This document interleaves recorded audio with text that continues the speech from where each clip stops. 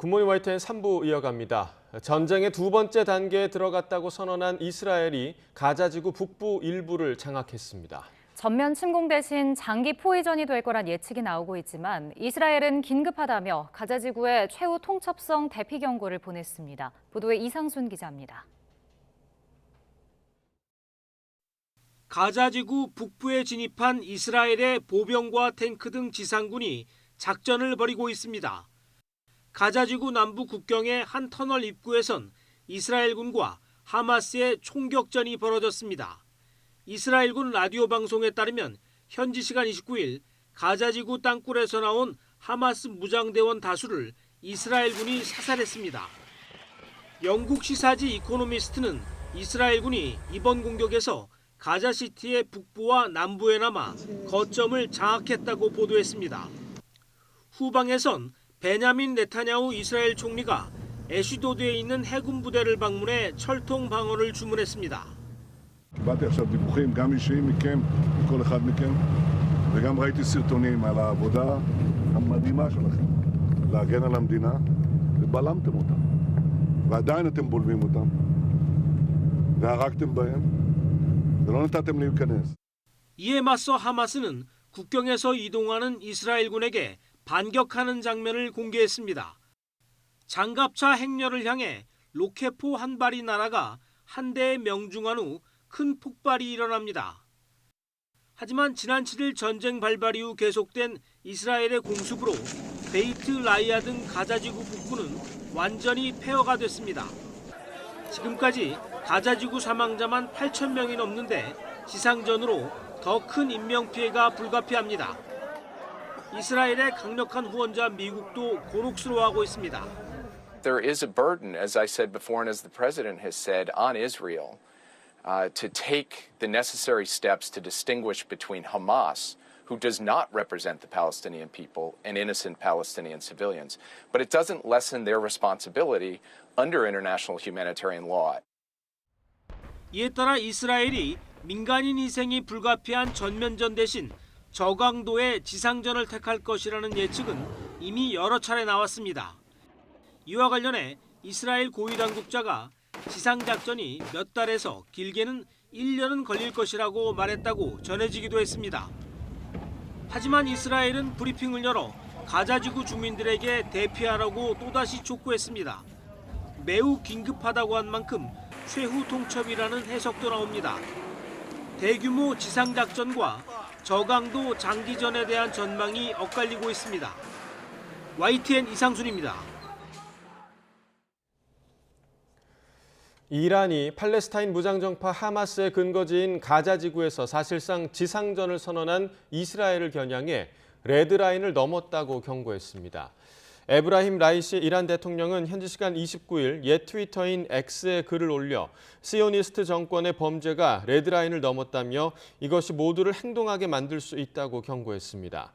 라이시 대통령은 미국은 우리에게 아무것도 하지 말라고 하면서 그들은 이스라엘의 전방위적 지원을 계속하고 있다고 강조했습니다.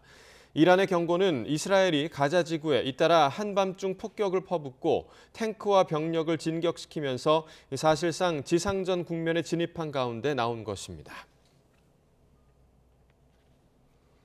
이처럼 이스라엘이 지상군 투입을 늘리며 민간인의 피해가 커지고 있는 가운데 미국은 이스라엘의 무고한 시민과 테러리스트를 구분할 책임이 있다고 강조했습니다. 유엔 사무총장도 민간인 희생자가 용납할 수 없는 수준으로 치닫고 있다며 인도주의적 재앙이 벌어지고 있다고 비판했습니다. 워싱턴에서 권준기 특파원입니다. 제이크 설리번 백악관 국가안보보좌관은 방송 인터뷰에서 이스라엘의 지상전 확대가 현명하다고 생각하는지 질문해 이스라엘이 판단할 문제라며 답을 피했습니다. 질문을 받고 이스라엘 공격이 구체적이고 정밀한지 아니면 무차별적인지 묻자 수천 명의 팔레스타인 주민들이 폭격으로 숨져 비극적이라고 답했습니다. 그러면서 하마스가 민간인을 인간 방패로 삼고 있지만 이스라엘 역시 민간인 피해를 최소화할 책임이 있다고 강조했습니다. Which puts an added burden on Israel to differentiate between the terrorists and innocent civilians. But it doesn't lessen their responsibility under international humanitarian law and the laws of war. 이스라엘이 지상전을 확대한 뒤 바이든 미국 대통령은 네타냐후 이스라엘 총리에게 전화를 걸었습니다. 통화에서 바이든 대통령은 미국의 변함없는 지지와 함께 민간인 보호에 대해서도 말했다고 밝혔습니다. 네팔 방문길에 이스라엘 지상전 확대 소식을 들은 유엔 사무총장은 실망감을 표시했습니다. 민간인 희생이 용납할 수 없는 수준으로 커졌고 난민 문제를 놓고도 인도주의적 재앙이 벌어지고 있다며 비판 수위를 높였습니다. The world is witnessing a humanitarian catastrophe taking place before our eyes. More than 2 million people with nowhere safe to go are being denied the essentials for life. 이스라엘의 지상전 확대 이후 휴전을 촉구하는 목소리가 더 커진 가운데 유엔 안전보장이사회는 긴급 회의를 열어 이스라엘 하마스 전쟁 상황을 다시 논의할 계획입니다. 워싱턴에서 YTN 권준기입니다. 칼리드 빈 살만 사우디아라비아 국방장관이 백악관을 방문해 이스라엘의 지상전 확대와 관련한 입장을 조율할 것으로 보입니다. 악시오스 등은 칼리드 국방장관이 현지 시간 30일 워싱턴 DC에서 로이드 오스틴 미 국방장관과 제이크 설리번 백악관 국가안보보좌관, 토니 블링컨 국무장관 등을 만난다고 보도했습니다. 이스라엘 하마스 전쟁과 관련해 사우디는 미국과 함께 확전 반대 입장을 보였지만 최근 이스라엘의 지상군 투입에 대해선 미국과 달리 반대 입장을 분명히 밝혔습니다. 이에 따라 칼리드 국방장관이 미국 외교안보사령탑과의 회담에서 이스라엘의 지상전 확대를 놓고 미국과 견해 차이를 좁힐 수 있을지 주목됩니다. 어제 이태원 참사 1주기를 맞아 사고 현장에는 온종일 전국에서 희생자들을 추모하기 위해 모인 시민들의 행렬이 이어졌습니다. 서울광장에서는 주최 측 추산 5천 명이 넘는 시민들과 여야 정당, 시민단체 등이 참여한 가운데 1주기 추모제가 열렸습니다. 윤웅성 기자가 보도합니다. 1년 전 159명의 희생자가 발생한 이태원역 1번 출구 앞 골목. 작은 포스트잇에 추모 메시지를 적기 위한 시민들의 행렬이 끊이질 않습니다. 희생자들을 위로하기 위해 시민들이 자발적으로 가져다 둔 과자와 음료, 꽃도 수북이 쌓였습니다. 그러니까 1년 되도록 마음만 가지고 있다가 너무 미안한 마음이 들어가지고 오늘 찾아와서 추모를 하려고 왔습니다. 희생자들의 넋을 위로하기 위해 종교계도 뜻을 모았습니다. 국내 4대 종교는 이태원 참사 1주기 합동 기도회를 열고 각자의 방식으로 애도를 기원했습니다. 유족과 시민들은 기도회를 마친 뒤 용산 대통령실 앞과 삼각지역을 거쳐 서울광장까지 행진을 이어갔습니다. 서울광장에서 열린 이태원 참사 추모제에는 주최 측 추산 5천 명 넘는 시민들이 모여 빼곡히 자리를 채웠습니다. 기억, 추모, 진실을 향한 다짐이라는 제목으로 열린 추모제에는 참사의 진상 규명과 책임자 처벌 등 사고 재발을 막기 위한 요구가 이어졌습니다. 이제 우리에겐 특별법만이 가장 중요한 과제입니다. 특별법은 이태원 참사의 원인과 재발 방지를 논할 수 있는 가장 중요한 법입니다. 2시간에 걸친 행사에선 추모 공연이 진행됐고 세월호 등 참사 유족들의 추도사도 이어졌습니다. 추모제는 유족들이 직접 희생자들에게 적은 편지를 낭독하고 사랑하는 동생아, 그 이후로 벌써 1년이 지났네. 나는 그리고 우리 엄마 아빠는 악착같이 버텼어. 너는 얼마나 살고 싶었을까를 떠올리며 의미 있게 하루하루를 살아보려고 애썼단다. 159명의 희생자 이름을 하나하나 부르는 것으로 막을 내렸습니다. 강가희님 기억하겠습니다. 강은경님 기억하겠습니다. 여야 국회의원들과 여러 시민단체, 이태원 참사로 자국민이 숨진 해외 사절들이 추모제에 참석한 가운데 윤석열 대통령도 유족들의 초청을 받았지만 정치 집회가 될 수 있다며 자리하지 않았습니다. YTN 윤웅성입니다. 한덕수 국무총리와 국민의힘 김기현 대표, 김대기 대통령 비서실장은 이태원 참사 1주기를 맞아 한 목소리로 희생자들을 추모하고 참사 재발 방지 방안 마련을 거듭 약속했습니다. 한 총리는 어제 서울 총리공관에서 열린 고위당정협의회에서 유명을 달리한 희생자들의 명복을 빌고 유가족의 깊은 애도와 위로의 말씀을 전한다고 밝혔습니다. 이어 정부는 이태원 참사와 같은 안타까운 사고가 재발돼서는 안 된다는 절박한 마음으로 위험 예측 시스템을 도입하고 주최자 없는 행사에 대비하는 등 최선을 다하고 있다며 앞으로도 안전 대책을 더 점검하고 관련 입법을 추진하겠다고 말했습니다. 김기현 대표는 이와 관련해 국정감사가 마무리된 만큼 본격적인 법안 심사에 나서겠다며 국민 생명과 안전을 지키기 위해 정부와 더 긴밀히 협의하겠다고 설명했습니다. 김대기 비서실장은 윤석열 대통령이 강조했듯이 국민의 안전은 무엇과도 바꿀 수 없는 정부의 최우선 과제라고 강조했습니다. 정치권도 이태원 참사 1주기에 추모의 뜻을 내놨지만 여당은 재발 방지 대책 마련을, 또 민주당은 진상규명을 강조하며 대치를 이어갔습니다.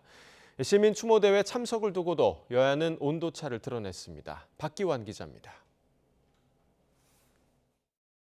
12구 이태원 참사 1주기, 정치권도 여야를 가리지 않고 추모와 위로의 뜻을 전했습니다. 고인이 되신 희생자들의 명복을 빌며 유족 여러분들께 심심한 위로의 말씀을 올립니다. 조금이라도 그분들의 아픔과 그리움을 해소할 수 있는 그런 좀 희망적인 조치가 있기를 바랍니다. 하지만 참사의 진상규명과 후속 대책을 두고는 충돌을 거듭했습니다. 국민의힘은 집권 여당으로서의 책임을 어디에도 미루지 않겠다며 안전한 대한민국을 만들기 위한 재발방지책 마련을 강조했습니다. 10달 넘게 국회에 계류된 재난안전기본법 개정안 처리를 촉구하면서 추가 진상규명 요구에는 선을 그었습니다. 어떤 방식으로 더 진상규명이 필요한 건지 제가 납득하기는 쉽지 않습니다. 유족들을 위로하고 재발방지하는 데 힘이 좀 모여져야 되지 않나.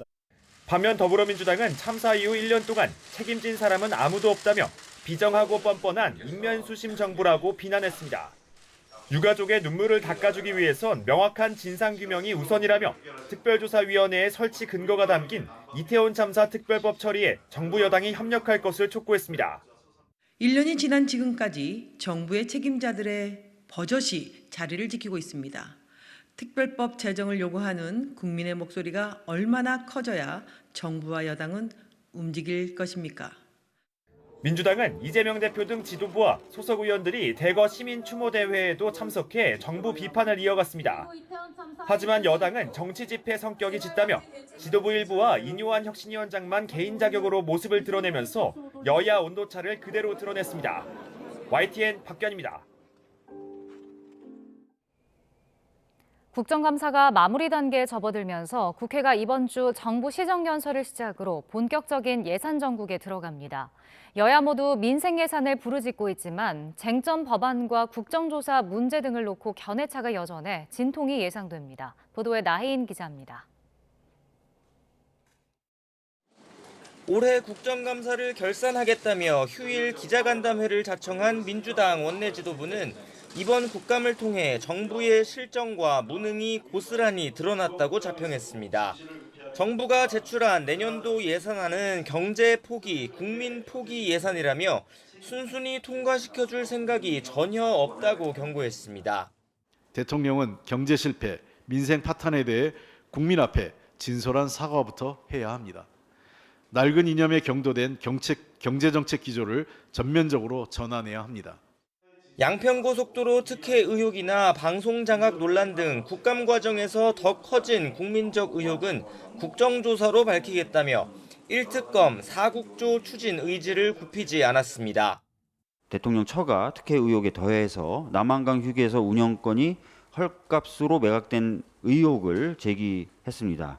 최근에 문제 제기되고 있는 YTN 지분 매각을 포함해서 전체적인 진상규명을 위한 국정조사를 국민의힘은 정부 예산안에서 대폭 삭감된 연구개발 분야나 꼭 필요한 민생 예산의 경우 얼마든지 심사 과정에서 늘릴 수 있다는 뜻을 내비쳤습니다. 이는 보궐선거 패배 이후 당정 관계를 주도하겠다는 지도부의 의지와도 맞닿아 있습니다. 예산안에 반영된 대책 외에 소상공인들의 어려움을 들어주기 위한 특별한 추가 지원책이 나와야 된다고 생각합니다. 필요하다면 법을 고쳐서라도. 다만 민주당이 요구하는 국정조사나 강행 처리를 예고한 노란봉투법, 방송법 등 쟁점 법안 입법은 결코 양보할 수 없다는 입장입니다. 다수당의 독단적인 입법 강행으로 다시 의회 민주주의가 실종된다면 국민들의 정치에 대한 불신만 더욱 키울 뿐입니다. 이 밖에 연말까지 이어질 예산 정국 곳곳엔 신속 처리 안건으로 지정된 50억 클럽과 김건희 여사 주가 조작 의혹 특검법 표결처럼 전국을 단숨에 열릴 뇌관이 도사리고 있습니다. 정부의 예산안 시정연설을 앞두고 정쟁을 자제하자며 여야가 맺은 신사협정이 계속 이어질 수 있을지 주목됩니다.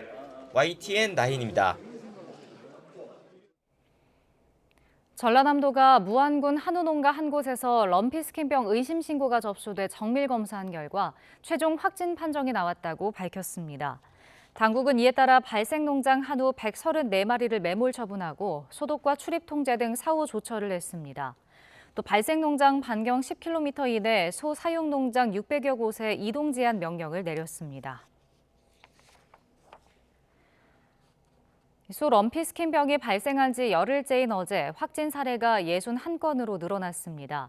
럼피스킨병 중앙사고수습본부는 지난 20일 충남 서산에서 처음 럼피스킨병 발병이 보고된 이래 10일 만인 어제까지 61개 농장에서 럼피스킨병이 발병했다고 밝혔습니다.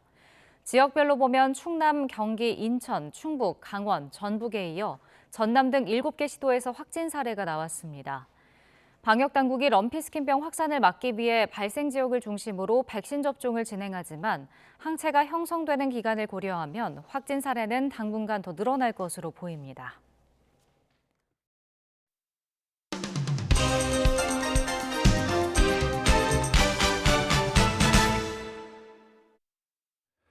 (10월 30일) 월요일입니다. 굿모닝 브리핑 시작합니다. 오늘은 먼저 중앙일보 기사 보겠습니다. 커지는 신중동전 우려에 70년대식 오일 쇼크 오나라는 제목이죠. 이스라엘과 하마스 간 전쟁이 지상전으로 격화할 조짐이 보이고 있습니다. 그러면서 지금 그래프에 나오는 것처럼 잠시 주춤했던 국제유가 다시 상승세를 보이고 있습니다. 앞으로가 더 문제겠는데요. 뱅크 오브 아메리카는 이란이 호르무즈 해협을 봉쇄하는 최악의 시나리오까지 흘러가게 된다면 유가가 배럴당 $250까지, 다시 말해 지금의 2.5에서 3배 수준까지 오를 거라고 내다봤고, 국제에너지기구 사무총장도 50년 만에 다시 오일 쇼크로 이어질 수 있다고 우려했습니다. 이 오일 쇼크가 현실화한다면 세계 경제는 큰 타격을 받을 수밖에 없겠는데요. IMF는 유가가 10% 상승하면 1년 후 글로벌 인플레이션이 0.4%포인트 상승할 거라고 내다봤고, 글로벌 GDP는 0.15%포인트 하락할 것으로 추정했습니다. 또 전쟁이 격화하는 건 미국의 국채금리 상승을 부채질하는 요인이 될 수 있다고도 했습니다.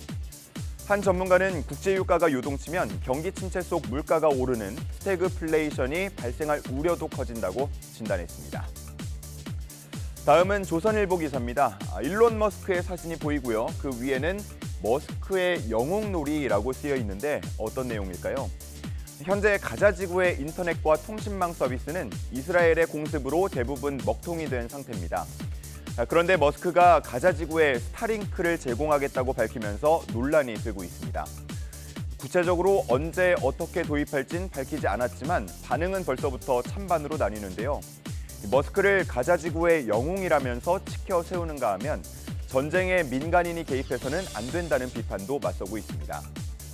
이스라엘의 통신부 장관은 하마스가 스타링크를 테러했을 게 분명하다면서 머스크의 결정에 맞서겠다고 비판했고요. 팔레스타인 자치정부 측은 스타링크 도입을 위해서 의논 중이라는 입장을 밝혔습니다.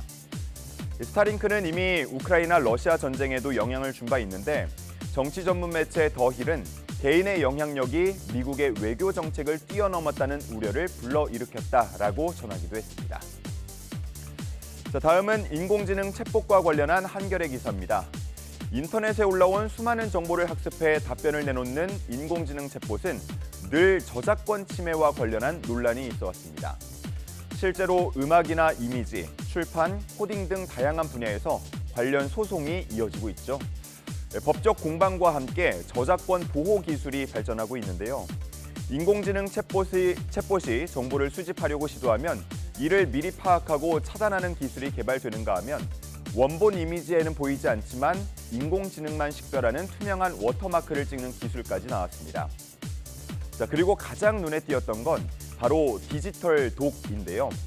창작자가 자신의 작품 등을 인터넷에 올릴 때 독성 코드를 심어두면 이를 수집한 인공지능 모델은 그 안에서 또 다른 데이터까지 독이 퍼져나가도록 만드는 기술입니다. 지금 독에 걸린 결과가 화면에 나와 있는데요. 가장 윗줄이 주문명입니다. 도그, 카, 핸드백 이렇게 주문을 넣었을 때 우리 일반적인 결과물이 첫 번째 줄에 나와 있죠. 우리가 아는 것처럼 개나 자동차 그리고 핸드백의 사진이 보입니다. 두 번째 줄은 50개의 독을 넣었을 때의 결과물인데 개의 경우를 보시죠. 개의 얼굴이 조금은 어색해졌고요. 다리도 6개까지 늘어났습니다. 그리고 세 번째 줄은 100개를 넣었을 때인데 개와 고양이가 합쳐진 듯한 모습을 보이다가 네 번째 줄 300개를 넣었을 때는 엉뚱하게 아예 고양이 사진이 도출되는 걸 볼 수 있습니다. 그래서 이 기술은 저작권 보호를 넘어서 인공지능 모델을 붕괴시킬 수 있다고까지 평가받고 있습니다. 당분간 인공지능 학습 데이터에 대한 저작권 공방은 이어질 걸로 보이는데요. 이 창과 방패의 싸움 어떻게 결론 날지 지켜보시면 좋을 것 같습니다. 자, 오늘 볼 마지막 기사입니다. 경향신문에 실린 청소년 사업 관련 내용입니다. 여성가족부가 청소년들이 참여하거나 청소년들을 지원하는 주요 사업의 예산을 삭감하면서 전국 지자체의 청소년 사업들이 중단되거나 중단 위기에 처한 것으로 전해집니다. 지금 화면에 나오고 있는 표에도 내년도 각 광역시도의 청소년 사업 운영 전망이 나와 있는데 사업 폐지를 나타내는 X표가 많이 보입니다. 가장 큰 타격을 입은 분야는 학폭 예방 그리고 노동권 보호 등 기초적인 인권 침해 방지 사업인데요. 이 두 사업은 17개 광역지자체 중 15곳에서 각각 폐지됐습니다. 이 밖에도 청소년 동아리 지원 사업이 7곳에서 또 체험활동과 진로활동 등을 지원하는 청소년 어울림 마당 사업도 5곳에서 폐지됐습니다. 그러면서 청소년 사업 관계자들로 구성된 전국 청소년 예산 삭감 비상대책위가 꾸려졌고요. 청소년 사업 예산 삭감 결정을 철회하라면서 목소리를 높이고 있습니다. 이 자료들을 분석한 용해인 의원은 정부의 예산 삭감은 청소년 정책을 완전히 포기하는 거라면서 현장에서 사업의 중요성을 느끼고 있는 만큼 예산을 원상복구해야 한다고 주장했습니다. 10월 30일 아침 신문 살펴봤습니다. 지금까지 굿모닝 브리핑이었습니다.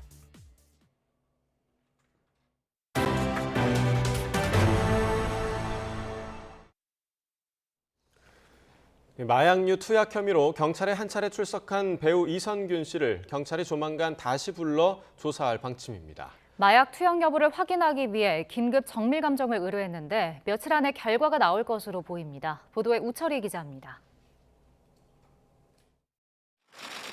마약류 관리법상 대마와 향정신성 의약품 투약 혐의로 경찰에 출석한 이선균 씨는 약 1시간 만에 돌아갔습니다. 다음에 다시 나와 조사를 받겠다면서 진술을 거부한 겁니다.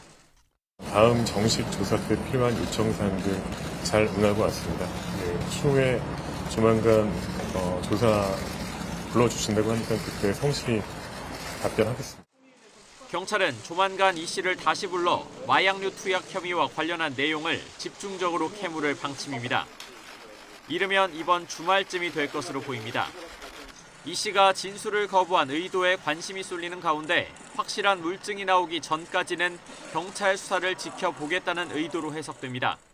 아무래도 이제 검사 결과라든지 이걸 보고 내가 어떻게 좀 방어권을 행사할지 좀 계획을 세우겠다라는 의도로 좀 읽히는 상황입니다.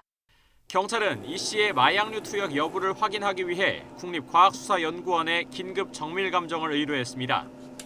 긴급 감정이 가능한 소변 검사 결과는 빠르면 사흘 안에, 통상적인 정밀 감정이 필요한 모발 검사는 2주가량 지나면 결과가 나오는 것으로 알려졌습니다.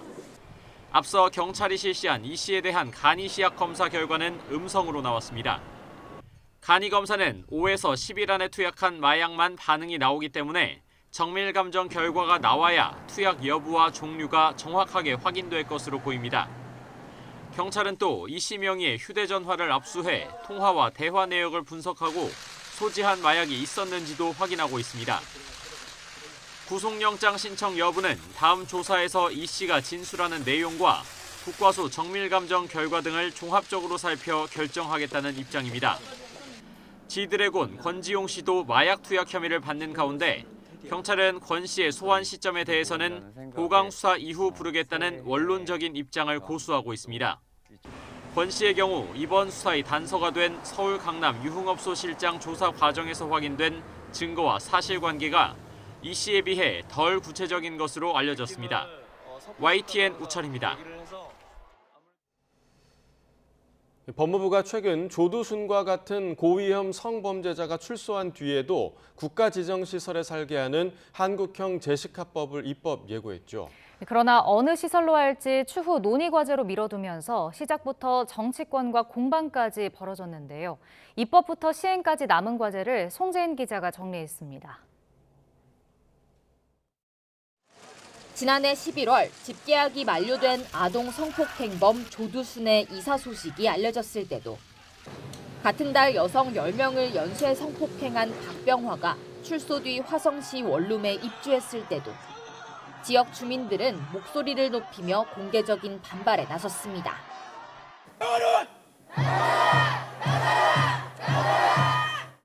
성범죄자의 출소 이후 거주 문제를 두고 사회적 혼란이 불거지면서 법무부는 최근 대안을 제시했습니다. 고위험 성범죄자의 경우 출소하더라도 한동안 국가나 지방자치단체가 운영하는 시설에 살게 하는 한국형 제시카법을 내놓은 겁니다. 법무부는 그러나 구체적인 시설 후보군은 미리 정하면 논의 자체가 왜곡될 수 있다며 추후 협의에 정할 사항으로 남겨뒀습니다. 갈등의 핵심이 될 수 있는 내용을 빈칸으로 둔 법안이 입법 예고되면서 정치권에서는 이런 말까지 나왔습니다. 사회적 논란은 벌어지고 그러는데 장관은 총선 출마하겠다고 이렇게 몸을 빼거나 그러시진 않겠죠.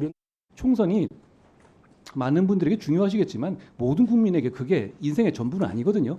지금으로서는 이게 최선의 방안이라는 말씀을 드린 겁니다. 넘어야 할 산은 이뿐만이 아닙니다. 우리 헌법은 거주 이전의 자유를 기본권으로 규정하고 있어 당사자들이 위헌성 다툼에 나설 수도 있습니다.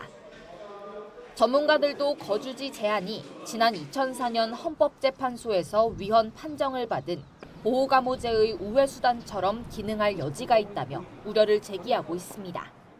다른 수단이 있음에도 불구하고 기본권 제한의 정도가 너무나 큰 거주지 제한의 방법을 쓰는 것은 최소 침해성의 관점에서도 문제가 있다고 생각을 합니다. 법무부는 12월 입법 예고 기간까지 의견을 수렴해 최종안을 마련하겠다고 밝혔지만 국회 입법 과정에서 진통이 불가피해 보입니다. YTN 송재인입니다. 국민 대다수가 이용하는 택시 호출 플랫폼들이 피해 발생 시 고객에게 모든 책임을 전가하는 불공정 약관을 운영해온 것으로 나타났습니다. 공정거래위원회가 카카오티와 우티, 티머니 온다, 타다, 반반택시, IM택시 등 6개 택시 호출 플랫폼을 대상으로 회원 가입 약관을 조사한 결과 7개 유형의 불공정 약관이 적발됐습니다. 인터넷 데이터 센터 장애나 디도스 공격에 따른 장애 발생 시 플랫폼이 모든 책임을 면하거나 서비스를 탈퇴하면 고객이 대가를 주고 얻은 쿠폰이나 포인트까지 삭제되도록 하는 약관도 있었습니다. 또 언제 어떤 이유로든 플랫폼이 서비스를 해지할 수 있다는 일방적인 조항도 있었습니다. 공정위 조사 과정에서 이 같은 불공정 약관은 시정됐습니다. 가상자산 거래소 업계 1위, 업비트의 연계 계좌은행인 K뱅크의 가상자산 고객 예치금 비중이 다른 은행에 비해서 과도한 것으로 나타났습니다. 의존도를 낮추고 적정 수준으로 관리하기 위해 인터넷은행의 가상자산 예치금 총량을 제한하는 등 제도 개선이 필요하다는 지적입니다. 보도에 엄윤주 기자입니다. 국내 가상자산 거래소 1위는 단연 업비트입니다. 시장 점유율로만 무려 90%에 육박할 수준입니다. 이처럼 업비트가 업계 1위를 달성한 데는 인터넷은행 K뱅크와의 제휴가 결정적이었다는 분석이 많습니다. 지난 2020년 6월 업계 최초로 K뱅크와 제휴를 맺은 업비트는 그 후 코인 열풍에 힘입어 단숨에 점유율 선두에 올랐습니다. 계좌 개설이 편리하고 원화 이체 한도가 높다는 이점이 적극 발휘된 겁니다. 하지만 그 결과 현재 K뱅크의 예금 가운데 가상자산 고객 예치금 비중은 다른 은행에 비해 과도하게 높아졌습니다. 사실상 K뱅크가 업비트를 위한 사금고로 전락한 게 아니냐는 비판이 나올 수밖에 없습니다. 이쯤 되면 K뱅크가 업비트의 사금고다. 또 사금고로 전락했다. 그 보여지 봐도 과언이 아니지 않습니까? 다소 쏠림이 있는 것으로 그 부분을 인식하고 있습니다. 예치금 의존도를 좀 낮추고 적정 수준 관리를 위해서 인터넷 은행의 가상자산 거래소 예치금 총량을 제한하는 거 제도 개선 좀 해봐달라는 말씀을.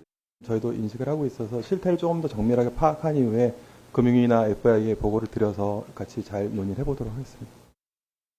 일각에선 다른 제휴은행과 달리 K뱅크는 업비트 예치금을 대출 재원으로 활용 가능해 투자자 보호에 취약하다는 지적도 제기됩니다.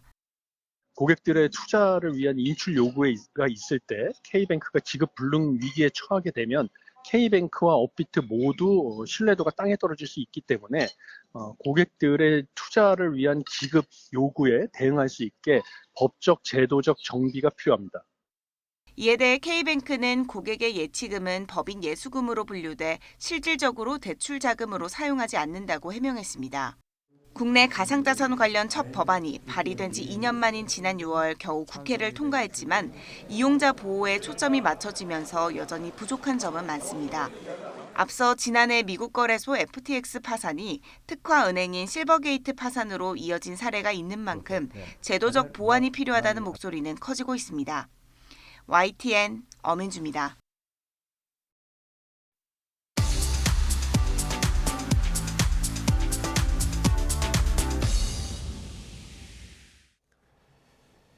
네, 경제 소식을 빠르고 친절하게 전달해 드립니다. 오늘 굿모닝 경제는 UME 한양대학교 경제금융대학 교수와 함께하겠습니다. 교수님 어서 오세요. 어서 오십시오. 자, 지금 고금리 상황이 계속되고 있음에도 불구하고 가계대출 증가세가 좀 꺾이지를 않고 있습니다. 이번 달에도 그 5대 시중은행 가계대출이 2조 원 넘게 늘었다고 하더라고요. 주택담보대출 증가세가 계속 이어지고 있죠? 예, 그렇습니다. 10월 26일 기준으로 이제 가계대출을 살펴봤더니 지난달 말과 비교해서 2조 4천억 원 이상 늘어났다는 건데요. 예. 또 주택담보대출을 봤더니 이게 2조 2천억 원 정도 늘어났어요. 그러니까 이 가계대출 증가한 것을 이끄는 것이 물론 이제 주택담보대출이라는 얘기고요. 그다음에 이 5대 은행을 봤을 때 신용대출도 이번에는 증가세로 돌아섰거든요. 그래서 이것이 굉장히 좀 우려스러운 점이 지금 가계대출 증가폭만 봤을 때 이제 2년 만에 거의 이제 최고치고요. 그다음에 신용대출도 2021년 이제 11월부터 한 1년 11개월 동안 계속해서 이제 감소를 해왔었는데 1년 11개월 만에 증가세로 돌아선 거죠. 그래서 가계대출이 계속해서 증가하는 것이 좀처럼 꺾이지 않고 있다는 점이 좀 우려스럽다고 볼 수가 있겠습니다. 네. 근데 저희가 보통 이제 생각을 해보면 기준금리가 높으면 당연히 예금이 늘고 이자 부담이 많으니까 대출이 줄어야 되잖아요. 근데 지금 그런 상황이 아닌 건데 특별한 이유가 뭘까요? 예, 그렇습니다. 기준금리가 계속해서 올라가면서 가계대출 좀 증가세가 꺾이고 감소세가 이어지고 있었는데 최근에는 다시 이제 증가세로 돌아섰지 않습니까? 그런데 이제 기준금리가 떨어진 것도 아니고 오히려 시장금리는 올라가고 있으니까 도대체 이것이 왜 그런지 궁금해하시는 분들이 많을 텐데요. 일단 주택담보대출이 가계대출 증가세를 이끌고 있기 때문에 그럼 주택담보대출이 왜 늘어나고 있는지를 좀 생각을 해보면 그 주택을 구매하려는 이제 수요가 계속해서 늘어나고 있다는 겁니다. 주택을 계속해서 왜 그러면 구매하려고 하느냐. 일단 주택 시장이 이제 저점을 찍고 약간 회복하면서 주택 수요가 회복된 측면이 있는데 여기에는 부동산 관련된 여러 가지 규제가 좀 완화되고 뭐 이제 특례 보금자리론과 같은 그런 이제 대출이 완화된 측면이 있겠죠. 대출 규제가 완화된 측면이 있는 데다가 여기에 이제 덧붙여서 주택 관련된 이제 가격이 앞으로도 상승할 것이라는 이제 매수 심리가 살아날 수 있는 그런 조건이 좀 마련됐다고 볼 수 있는데요. 한국은행에서 발표한 발표하는 주택가격 전망 CSI라는 것이 있습니다. 이게 앞으로 이제 주택가격이 어떻게 될 것인지에 대한 이제 심리를 물어보는 건데요. 이게 지금 이제 작년 12월부터 10개월 연속해서 이제 늘어나고 있다가 지난달에 소폭 하락했는데 이제 상당히 계속해서 주택 가격이 상승할 것이라는 기대가 좀 확산이 되고 있고요. 여기다가 주택 공급이 근시일 내에 조금 이제 많이 늘어나지 않을 것이라는 그런 이제 전망도 나오고 있죠. 왜냐하면 주택 인허가 실적이라든지 착공 실적이 최근에 작년 대비해서 굉장히 많이 줄었거든요. 주택 공급이 줄어들면 주택 가격이 또 늘어날 것이라고 생각을 하고요. 마지막으로 지금 이제 여러 가지 뭐 국제 간의 이제 전쟁이라든지 아니면은 무슨 에너지 가격 상승이라든지 이런 여러 가지 요인들이 그 건설을 할 때 자재 비용을 좀 늘리고요.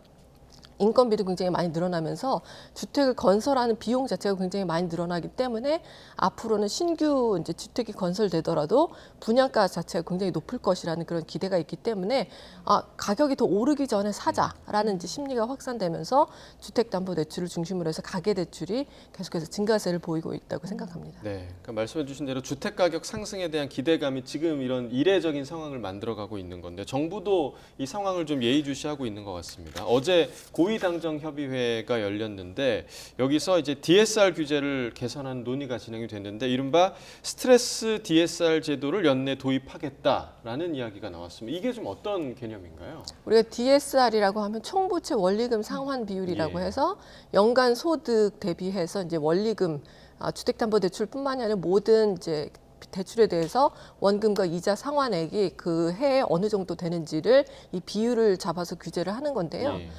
일반 은행 같은 경우는 한 40% 정도로 설정이 돼 있습니다. 그래서 총 소득 중에서 한 40% 이상 사용하지 말고 대출 한도를 이제 묶어두자는 얘기인데요. 이 스트레스 DSR이라고 하는 것은 만약에 이제 대출을 받았더라도 지금과 같이 예상치 못하게 금리가 오래 높게 유지되는 경우가 있을 수도 있지 않습니까? 아니면 예상보다 더 높게 금리가 올라가는 수가 있고요. 그렇기 때문에 이런 경우에는 예상치 못하게 원리금 상환 부담이 늘어나면서 이거 감당하지 못해서 연체로 이어지거나 할 수가 있기 때문에 아예 대출 한도를 산정할 때 이렇게 이제 금리가 높아질 수 있는 가능성까지 이제 투영을 해서 가상금리를 더 넣어서 금리를 이제 산정을 하게 되면 대출 한도가 그만큼 줄어들 거 아니겠어요? 그래서 이것을 바로 이제 스트레스 DSR이라고 하는데요. 이것까지 도입을 해서 대출 한도를 좀 더 줄이려는 그런 시도가 이루어지고 있습니다. 네. 그럼 이 스트레스 DSR을 시행하면 효과나 뭐 실효성은 어느 정도로 있을 것으로 보시나요? 일단 이것 때문에 대출 한도가 줄어들 것이기 때문에 대출 한도가 줄어들면 대출을 많이 못 받으니까 이제 가계대출 증가세를 억제하는 데 이제 도움이 될 수는 있겠지만요. 그렇지만 그럼에도 불구하고 계속해서 이제 가계대출을 받으려고 하는 시도가 있을 수가 있기 때문에 다른 좀 정책들도 보완이 돼야 된다고 생각하는데요. 예를 들어서 DSR 지금 현재는 규제 적용에 예외가 되는 그런 대출들이 있습니다. 대표적인 예가 전세자금 대출인데요. 이런 경우는 DSR 규제에 빠져 있어요. 그러니까 전세자금 대출을 받는 것은 대출을 받는데 아무 이제 문제가 없기 때문에 전반적으로 대출 증가세를 좀 억제하기 위해서는 이렇게 예외 조항들을 좀 축소해 나가는 그런 정책도 병행되어야 될 것으로 생각이 됩니다. 네. 자, 이와 더불어서 민간 금융회사도 좀 긴장하는 분위기가 감지가 되더라고요. 시장 금리가 오르는 시기에 대출 금리를 더 올리고 있는데 지금 이 이유는 좀 어디에 있을까요? 아무래도 이제 정부에서 지금 가계대출 증가세를 억제하기 위해서 굉장히 많은 이제 관심을 두고 이것을 정책을 시행하고 있기 때문에 여기에 이제 협조하는 의미에서 민간은행들도 이제 가계대출 증가세를 좀 억제하기 위해서 노력을 하고 있습니다. 하지만 그냥 이제 가계대출을 받겠다고 하는 사람한테 무조건 안 해준다고 할 수는 없는 것이지 않습니까? 그러니까 그 전에 이제 가상금리를 좀 낮춰 왔던 것들을 다시 이제 재조정하면서 시장금리가 그렇지 않아도 올라가고 있는 상황인데 여기에 가상금리를 조금 더 이제 덧붙여서 대출받을 수 있는 금리가 올라가면 그래도 가계대출을 좀 덜 받지 않을까 하는 생각으로 지금 여러 가지 시중은행들이 정부의 그런 정책 방향과 협조를 하면서 시장에서 이제 금리보다 조금 더 높게 대출 금리를 높이고 있는 상황입니다. 네. 자, 다음 소식도 보겠습니다. 대한항공의 아시아나항공 인수 작업이 이어지고 있는데요. 오늘 아시아나항공의 이사회가 열립니다. 이사회가 관심을 받고 있는데 여기서 어떤 것들이 좀 결정이 되는 건지 설명해 주시죠. 예, 대한항공하고 이제 아시아나항공 간의 기업 결합에 관해서는 지난주에도 말씀을 드렸었는데요. 이게 3년여를 끌어왔던 기업 결합이 거의 이제 막바지에 이르고 있는데 이 중에 이제 가장 중요한 관문 중에 하나가 여러 이제 관련된 국가들한테 신고를 해서 심사 승인을 받아야 되는 거거든요. 근데 이제 얼마 전에 EU에서 EU 집행위원회에서 여기에 대해서 좀 이제 우려를 표했어요. 이렇게 대한항공하고 아시아나항공이 기업 결합을 했을 때 그 유럽 노선에서의 경쟁이 좀 제한될 수 있다. 따라서 이걸 시정 조치를 하라고 했는데요. 이 시정 조치안을 대한항공이 담으려고 하는 것이 아시아나의 화물 사업 부분의 매각입니다. 그래서 이것을 이제 하려고 하면 이것을 하게 되면 이제 특히나 화물 부분에서의 경쟁 제한이 되는 것을 좀 막을 수 있겠다 해서 이것을 시정 조치안에 포함시키려고 하는데 이게 아시아나의 이제 사업 부분을 매각하는 거다 보니까 아시아나 이사회에서 의결이 이루어져야 됩니다. 그래서 오늘 오후 2시에 아시아나 이사회가 열리는데요. 여기서 화물 부문의 이제 사업을 분리 매각하는 것을 과연 승인할지가 지금 관심이 모아지고 있는 상황입니다. 만약 그 오늘 이사회에서 그 부분, 그러니까 아시아나항공 화물 사업 분리 매각 결정이 된다면 두 회사의 기업 결합이 이제 고비를 넘게 되는 건가요? 예, 좀 고비를 넘고 이제 청신호가 켜진다고 볼 수가 있을 텐데요. 이 지금 EU 집행위원회에서 시정 조치안을 31일까지 제출하라고 했고 여기에 이제 가장 핵심적으로 포함될 내용이 만약에 이제 아시아나 이사회에서 승인이 된다면 화물 사업 부분을 이제 분리 매각하는 것인데요. 그렇게 이제 만약 이사회에서 승인이 된다면 EU 집행위원회에서 이 기업 결합을 승인할 가능성도 이제 높아지고요. 근데 총 기업 결합을 신고한 신고해야 되는 국가가 14개 국가가 있습니다. 근데 그 중에서 이미 11개 국가에서는 기업 결합이 승인이 났습니다. 그 지금 EU하고 지금 승인 과정을 논의를 하고 있는 것이고요. 여기에 남은 국가가 미국하고 일본인데 만약에 EU에서 이 기업 결합이 심사가 승인이 된다면 미국과 일본도 이제 승인될 가능성이 높기 때문에 전반적으로 이제 기업 결합이 잘 이루어질 수 있는 가능성이 커진다고 볼 수가 있는데 만약에 이번에 이제 잘못된다면 아예 기업 결합 자체가 무산이 되는 그런 결과를 낳을 수도 있습니다. 네. 근데 이제 일각에서는 화물 사업 매각에 찬성하면 배임 소지가 있다 이런 얘기가 나오면서 반대하는 입장도 있던데 이거는 왜 그런 건가요? 예, 이제 아시아나 이제 이사의 입장에서는 이 화물 사업 부분을 분리 매각하는 것이 과연 주주들의 이익에 부합하는지를 따져보지 않을 수가 없을 텐데요. 이 아시아나의 이제 사업 중에서 지금 화물 사업 부분이 이제 유일하게 잘 되고 있는 부분입니다. 그래서 상반기 중에 매출이 한 22% 정도를 지금 화물 사업 부분이 차지를 하고 있는데요. 부채도 높고 지금 여러 가지로 이제 매출이 잘 안 나오고 있는 상황에서 화물 사업 부분은 유일하게 좀 잘 되고 있는 부분이라서 이 부분을 매각하는 것이 기업 결합도 되기 전에 매각하는 것이 과연 주주의 이익을 훼손하지는 않는지 이 부분에 따라서 이제 배임 혐의가 적용이 될 수도 있기 때문에 이사들 간에 좀 의견이 엇갈리고 있는 상황이라고 합니다. 네, 오늘 이사회 결정을 좀 지켜봐야 될 것 같고요. 이번 주 주요 경제 일정도 좀 살펴보겠습니다. 그러니까 31일부터 이틀 동안 진행되는 미국 연방공개시장위원회 최대 관심사인데요. 이번에 기준금리 동결이 유력한 상황이죠? 예, 그렇습니다. 지금 이번에는 기준금리 동결이 굉장히 유력한 상황인데요. 여러 가지 이유가 있겠지만 지난주에 발표된 개인 소비지출 이제 물가 상승률이라고 있습니다. 이게 FOMC가 사실은 목표로 하는 물가 상승률인데요. 이 개인 소비지출 물가 상승률의 근원 이제 상승률을 보면요. 근원이라고 하는 것은 변동성이 굉장히 크고 그다음에 통화 정책에 직접적으로 영향을 받지 않는 에너지나 식료품 같은 것을 이제 빼고 계산한 건데요. 이게 3.7%가 나왔습니다. 전년 동월 대비 3.7%라는 것은 근래의 최저치일 뿐만이 아니라 근원 소비자 물가지수 상승률이 계속해서 이제 완만하게나마 떨어지고 있다는 것이기 때문에 물가 상승세가 더 이제 반등할 것을 염려해서 추가로 금리를 인상할 필요는 없다는 것을 이제 말해주는 것이고요. 하지만 이제 개인 소비 지출 자체는 전월보다 좀 늘었습니다. 그래서 소비가 견인하는 미국 경제의 특성상 소비가 꺾이지 않으면 물가 상승률이 지금은 하락하더라도 추후에 다시 또 상승할 가능성도 있기 때문에 지금 이제 현재는 동결을 하지만 추후엔 다시 한번 추가 금리 인상이 있을 수도 있다는 그런 가능성도 나오고 있긴 합니다만 이제 4분기 들어서 미국 경제가 또 침체에 들어설 수도 있다는 그런 의견들도 나오고 있어서 조금 더 지켜봐야 할 것 같습니다. 지금 얘기해 주셨는데 이제 4분기에 좀 경기 침체 국면에 들어설 수 있다. 일각에선 또 내년 상반기에 그렇게 접어들 수 있다. 이런 분석이 나오던데 어떻게 좀 전망을 하시나요? 저도 이제 경기 침체가 아주 심하지는 않더라도 이제 어느 정도 진행이 될 수도 있다고 보고 있는데요. 왜냐하면 지금까지 아주 탄탄한 미국 경제를 이끌어왔던 것은 이제 소비입니다. 그 소비를 뒷받침하고 있던 것이 바로 강력한 고용 시장과 더불어서 초과 저축이거든요. 그래서 이 코로나 기간 동안에 계속해서 많이 이제 제공이 됐던 재난지원금으로 인해서 초과 저축이 많이 쌓여있던 것이 계속해서 탄탄한 소비를 받쳐주고 있었는데 이 미국 가계 소비 초과 저축이 한 4분기 정도에는 거의 소진될 것이라는 그런 분석들도 나오고 있는 데다가 고용 시장도 완만하게나마 조금씩 과열이 진정되는 모습을 보이고 있거든요. 그러니까 이런 것들이 이제 진행이 된다면 더 이상 소비를 탄탄하게 받쳐주기 좀 어려운 상황으로 갈 수 있기 때문에 좀 아주 심하지는 않더라도 미국 경제도 좀 침체 국면에 접어들 가능성이 점점 커지고 있다고 볼 수 있습니다. 알겠습니다. 네, 오늘 굿모닝 경제 여기까지 듣겠습니다. 유혜미 교수와 경제 이야기 나눠봤습니다. 고맙습니다.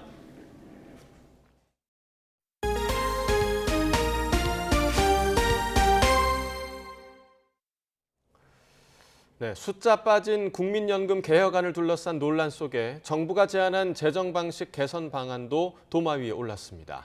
지금처럼 받을 금액을 미리 정해놓지 말고 인구나 경제 여건에 따라 수령액을 조정하는 제도를 도입하자는 건데 반발도 만만치 않습니다. 보도에 김혜은 기자입니다. 현재 국민연금은 돈을 덜 내고 더 받는 확정급여형 방식입니다. 받을 돈의 수준을 미리 정해놓는 건데 우리나라와 일본, 캐나다 등 20개 나라가 채택하고 있습니다. 정부는 지난주 국민연금 개혁안을 발표하면서 이제 다른 방식을 고민해보자고 제안했습니다. 인구 경제 여건의 급속한 변화에 대응하기 위해서는 다른 선진국에서 채택하고 있는 자동 안정화 장치를 도입하거나 확정기여 방식으로의 전환에 대한 국민 의견 수렴이 필요합니다.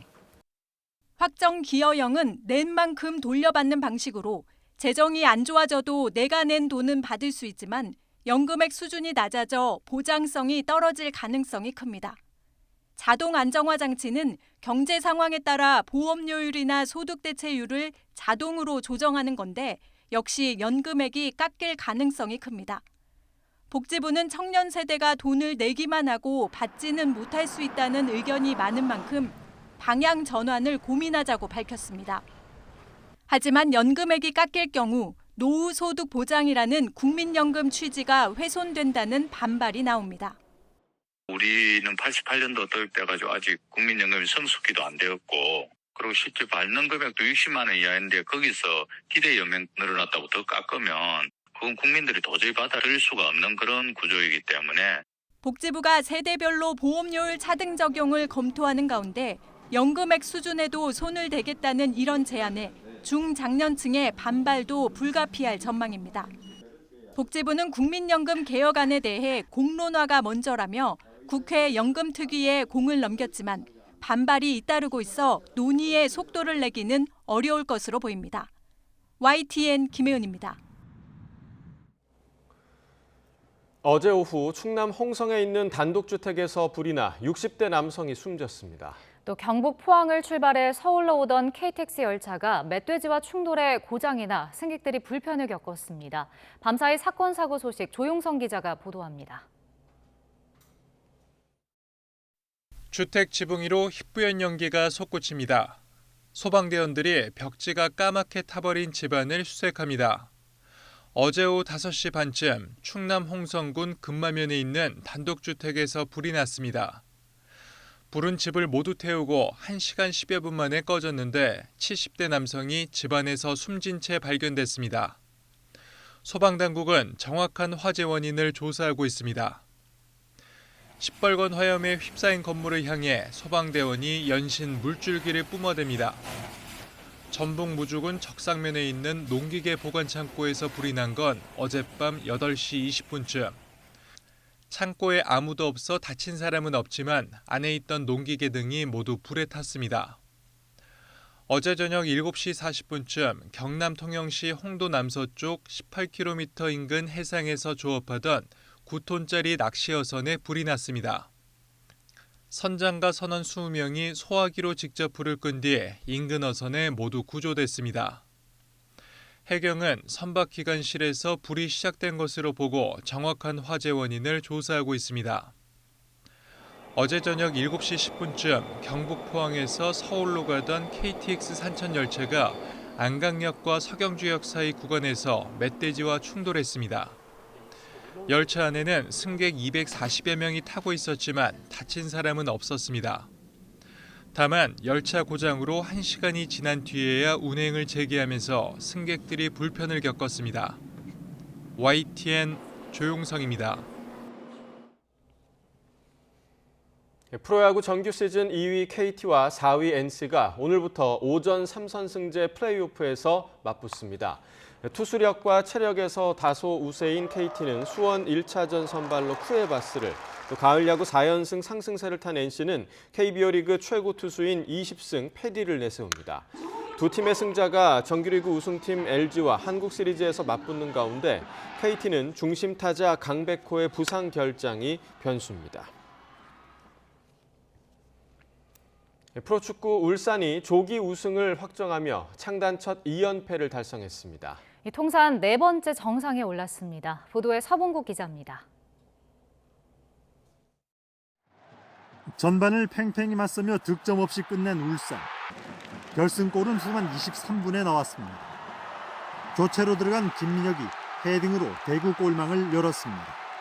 후반 막판 추가 골도 벤치 멤버의 몫이었습니다. 44분 장시영이 쐐기를 박았습니다. 창단 첫 단일 시즌 30만 홈 관중을 자축한 축포이면서 3게임을 남기고 2위 포항과 승점 10점 차가 되는 순간 지난해 17년 만에 우승 감격에 이어 2연패, 통산 4번째 정상을 밟았습니다. 저는 항상 그 조력자 역할을 하는 입장이기 때문에 물론 우승을 해서 굉장히 기쁜 마음도 있지만은 이 우승을 전 우리 선수들과 팬들 여러분들께 드리고 싶습니다.